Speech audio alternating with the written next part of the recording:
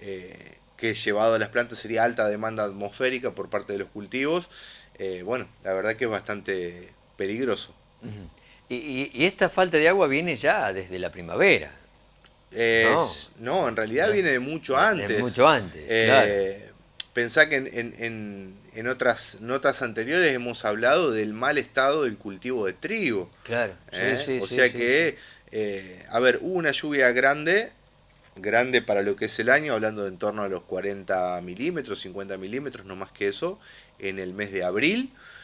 Y después la precipitación se cortó y desde ahí a esta parte vienen siendo todas pequeñas precipitaciones, pero que nunca alcanzan a cubrir el déficit hídrico con el que se arrancó esta campaña gruesa. O sea que, y si miramos para atrás, es el tercer periodo seco que tenemos, ¿sí? Que venimos con muy poca precipitación. O sea que ya... ¿Esto es normal o hay algo en la naturaleza que indica que está cambiando o se dan estos ciclos? No, a ver, no soy un climatólogo No, experto, no, pero a ver, siempre se habla de que la naturaleza repite ciclos climáticos cada 10 años, se producen. Lo que llama la atención es que ya este es el tercer año consecutivo que venimos así y acentuándose. después Eh, de aquellas grandes inundaciones que tuvimos, ¿no? Exactamente, allá por el año 2012, 2013, 2014. Exactamente, bueno, ahora estamos en este ciclo y todo indica que deberíamos volver a un ciclo de precipitaciones, que es lo que se está anunciando, que probablemente a partir de fines de febrero, principios de marzo, ya tendería a la neutralidad o el clima en esta región. Y bueno, esperemos que para más adelante, que todavía no hay pronósticos certeros, volvamos a tener un régimen húmedo, ¿no es cierto? Todo eso guiándose por lo que mira un poco la climatología, los climatólogos, que es la temperatura de las masas de agua que nos rodean, especialmente del Pacífico. Sí. Cristian, bueno, venimos de... vos arrancaste para atrás con el trigo de una cosecha mala, ¿no? De trigo. Nefasta, sí, exactamente. Cosecha donde hubo cosecha, hubo mucha Que gente no que cosechó. directamente, y creo que en una muy buena decisión, viendo, ¿no es cierto?, lo que pasa ahora, quemaron sus cultivos y pudieron aprovechar quizás la poca precipitación que hubo en la primavera, la pudieron capitalizar para sus cultivos y adelantar fechas de siembra.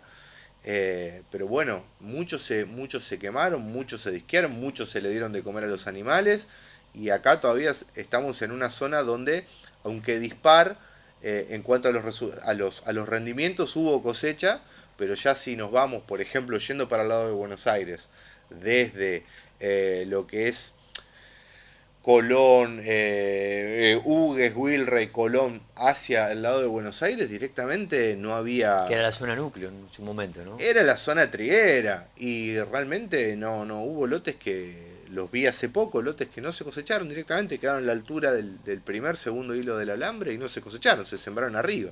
Esto está bien para preguntarle a los molinos, ¿no? Pero ¿puede influir en la falta de harina, escasez de trigo para los próximos tiempos? Mirá, lo hablamos en la entrega pasada, y la respuesta fue exactamente la misma. Uno por ahí mira, primero es un tema así que habría que hablarlo con la industria Sí, molinera, ¿no sí. es cierto? Pero por ahí nosotros miramos la foto desde donde estamos, de nuestros molinos y nuestros campos. Pero el grueso de nuestra producción triguera en Argentina sale del sudeste de la provincia de Buenos Claro, Aires, que es donde hubo una mejor cosecha mejor. de la que hubo acá, exactamente. Entonces creo que eso hace que se amortigue un poco la falta de trigo que uno ve en esta zona, ¿no es cierto? Bueno, pasamos a la soja y el maíz. Bien. Recién leía noticias ahí alarmantes en Corrientes, Santa Fe, si no me equivoco. Cubre todo el mapa Sí, de la sequía, realmente ¿no? hay provincias que están muy complicadas, la provincia de Buenos Aires está muy complicada, la provincia de Santa Fe prácticamente toda, sacando alguna parte del extremo sur de Santa Fe que está igual que nosotros, que no es que estemos bien, pero a lo mejor un poco menos complicado, ¿no es cierto? Pero no mucho mejor que eso. Así que sí, la verdad que gran parte del país está cubierto por esta situación que bueno, que nos tiene preocupados, ¿no es cierto? Ya está todo sembrado. Todas las Co- cartas echadas. ¿Cómo ves el crecimiento tanto de soja como de maíz? Bueno, Acá en nuestra zona, ¿no? bueno, acá en nuestra zona. A ver, este tipo de años, y más cuando ya venimos de años similares, creo que son los que empiezan a marcar la diferencia entre aquella gente que hace bien las cosas respecto de el uso de la tecnología, del cuidado del agua, del manejo de los rastrojos, y aquel que no lo hace. O sea que eso ya marca una bisectriz, digamos, entre los que trabajan de una manera y los que trabajan de otra. Y después, bueno, vos lo leías en las noticias que había un 2 y no sé cuánto por ciento de la soja que estaba en carrera, digamos, o del maíz, y el resto no. Bueno, lo cierto es que en el universo maíz, digamos, para comenzar con eso, se ve de todo, la mayoría de los lotes no con muy buenos resultados, no muy optimista. Sí, quizás gente que apostó a fecha de siembra temprana, con muy poca humedad o perspectiva de lluvia y algo de humedad en el suelo, logró de alguna manera, por la fenología del cultivo, sortear este periodo que estamos atravesando ahora de altísimas temperaturas y baja humedad, lo cual se traduce en un mayor déficit hídrico porque hay mucha demanda. Entonces la gente que optó por sembrar temprano, que fue realmente una jugada bastante osada en su momento, logra de alguna manera esquivar o al menos mitigar un poco el efecto de esta situación porque ya tiene maíces que su periodo crítico lo pasaron hace 10 días atrás, 15 días atrás lo terminaron. Que son los menos porque te repito, al momento de tomar la decisión de esa fecha de siembra estaba muy feo el panorama. La mayoría de los productores que apostaron por siembras más tardías, lamentablemente están atravesando esta situación con maíces pequeños, algunos entrando en floración y bueno, con una suerte bastante dispar, porque realmente se ve en la ruta nomás, si uno Sí, observa, sí. se ven maíces que tienen 5 o 6 hojas y que están muy lindos y otros que tienen 5 o 6 hojas y que la están pasando muy mal, incluso en la zona de Arias maíces que se han picado, ¿sí? Claro. Para sembrar soja arriba. Lo mismo pasa con la soja, gente que apostó a variedades de ciclo corto que acá en la zona no se utilizan mucho, pero hay gente que lo hace por una cuestión de rotación para poder después entrar con alguna pastura. Bueno, lamentablemente queda fuera de juego. Qué va. Gente que apostó a ciclos intermedios largos con siembras tempranas y a lo mejor sobre un rastrojo de maíz, con un poco más de humedad, hoy están entrando en R1, o sea, están entrando en un periodo crítico, con lo cual hoy empiezan a jugarse un partido importante. Digo hoy, viniendo de 10 días para atrás y yendo 10, 15 días para adelante, empiezan a definir cosas importantes.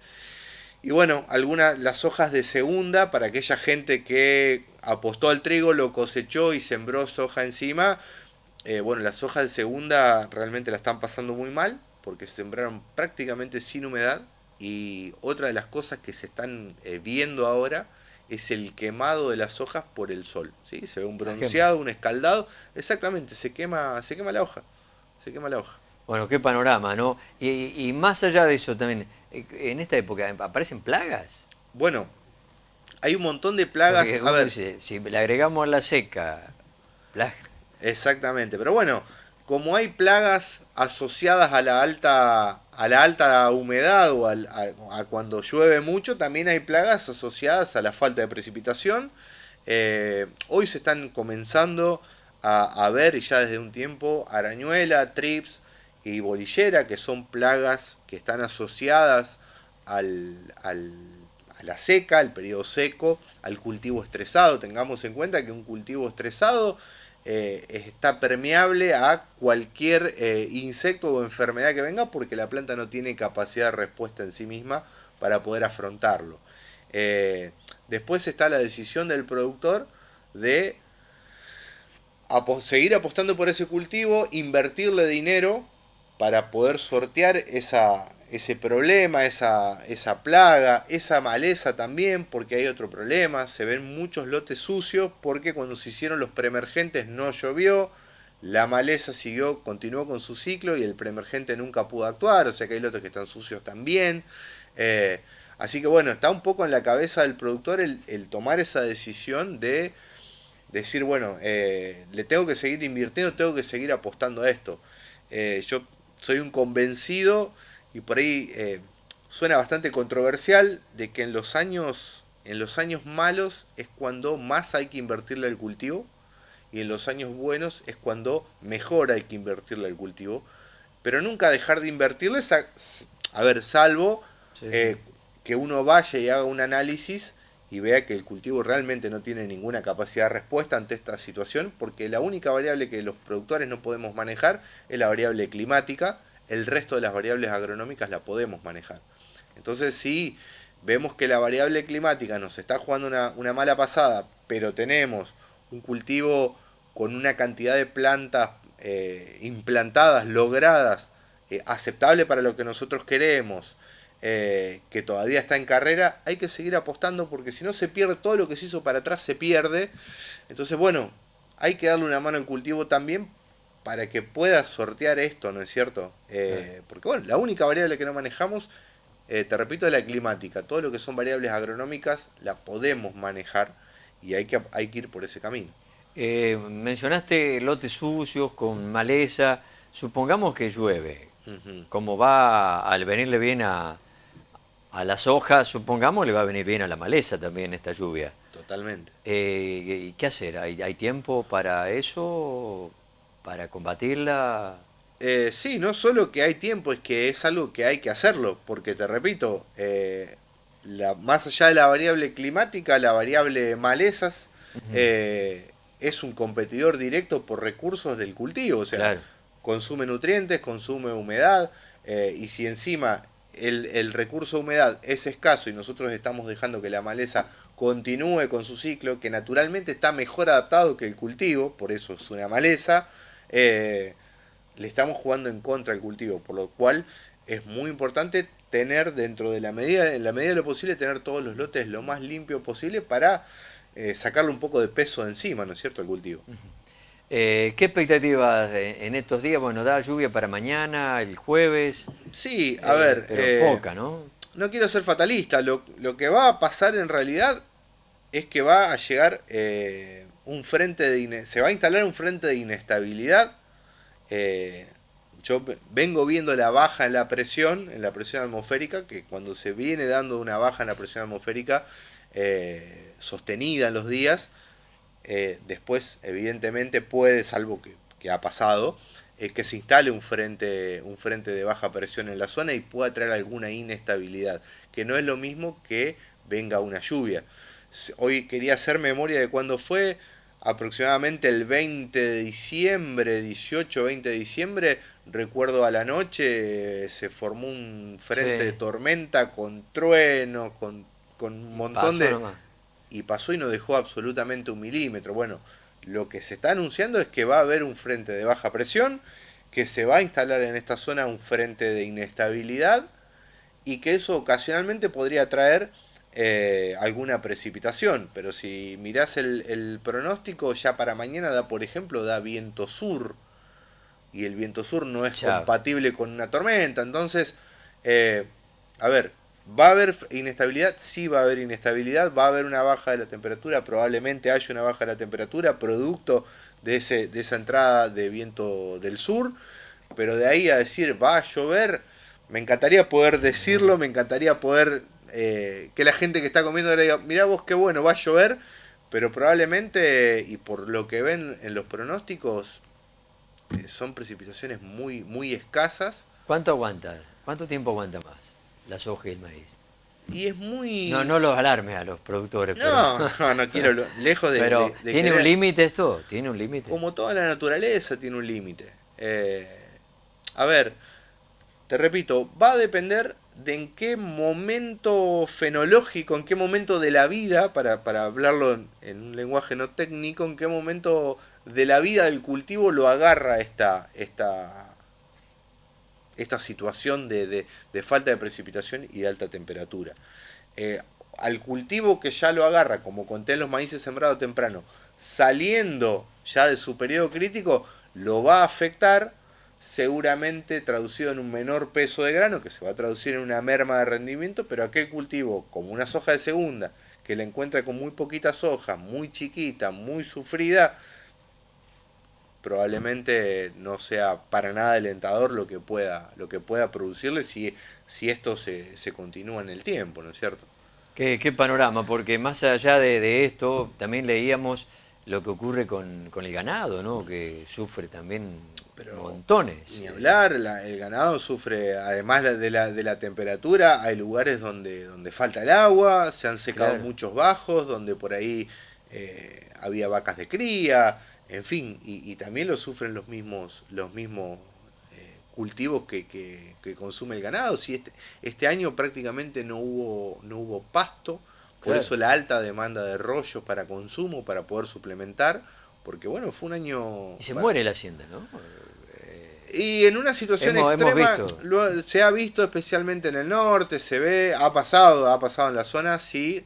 Es una situación por ahí un poco extrema porque dentro de las variables que puede manejar el productor ganadero está la suplementación, o sea, puede complementar lo que le falta al ganado con rollo, con maíz, de alguna manera suplementarlo.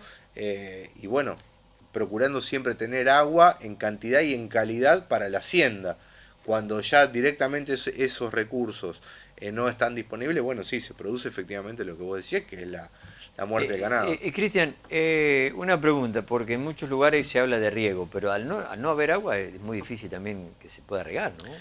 Bueno, a ver, No sé de dónde viene el riego, de las napas. exactamente, sí, sí, las perforaciones de riego se sacan de la napa freática de bastante profundidad, a una profundidad considerable, para no afectar digamos, el freático del que se consume, del que se nutre el resto de la Sí, sí, gente, sí.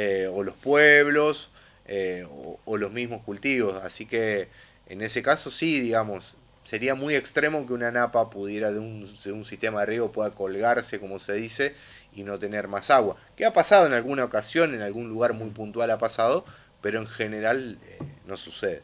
Y es una opción?